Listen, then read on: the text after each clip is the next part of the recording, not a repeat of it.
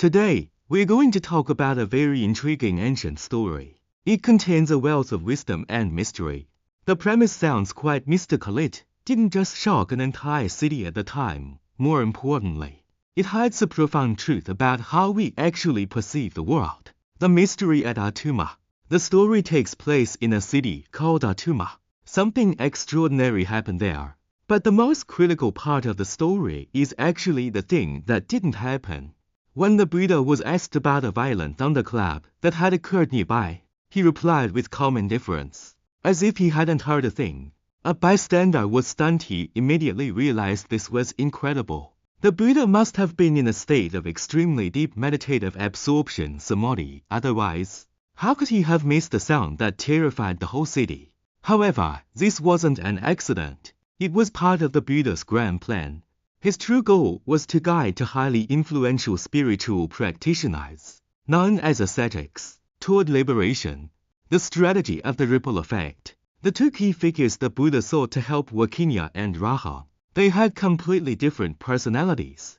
Kenya was proud and skeptical, while Raha was sincere and open-minded. The Buddha knew that preaching abstract theories directly to them would be ineffective. Instead, he designed a series of events like dropping a pebble into a pond, allowing the influence to ripple outward. The first step was teaching the four powerful heavenly kings. But their story didn't start there. It began in the distant past. The timeline of the four heavenly kings. In the ancient past, during the era of Kassapa Buddha, there were two pairs of rivals, the Nagas serpents and the Garudas giant birds. Later, they all took refuge in the Buddha and made a collective vow to protect the next Buddha. In the present day, they reincarnated as the four heavenly kings to fulfill the ancient promise. This is what we call karmic affinity, a cause planted long ago maturing at this exact moment. From 2 to 1002, the ripple effect continued to expand. Kenya, the proud one, saw the Buddha teaching the heavenly kings and was humbled, immediately inviting the Buddha for a meal. The next morning, Raho heard the sounds of Kenya's preparations.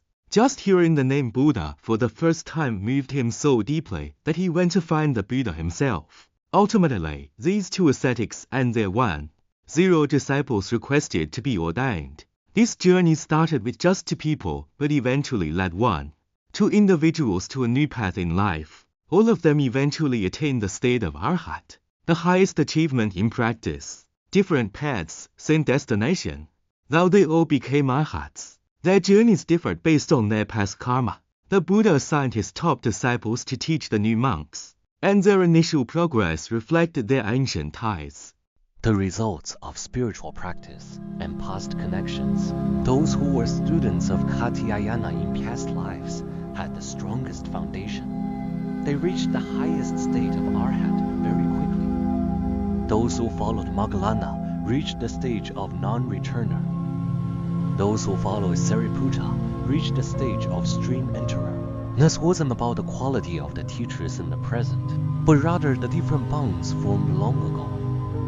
The two ascetics and their 10 students had once been teachers and pupils together, vowing to meet the Buddha and attain enlightenment as one group. Their meeting was not a coincidence. It was the fulfillment of an ancient appointment. Solving the mystery. Individual subjective perception. Now, we return to the mystery of the unheard thunder. The key lies in a Buddhist concept called individual subjective perception. Simply put, because everyone's past actions and karma are different, the world each person experiences is unique, a private version of reality. That lightning storm was a karmic event. Those who were struck and those who heard the thunder shared a collective karma, so they experienced the event together. But the Buddha did not share that karma. Therefore, in the Buddha's world, that thunderclap simply never occurred. It is like an earthquake in a city. Some feel it intensely, while others might not feel a thing, because each person's individual perception is different. Reflection.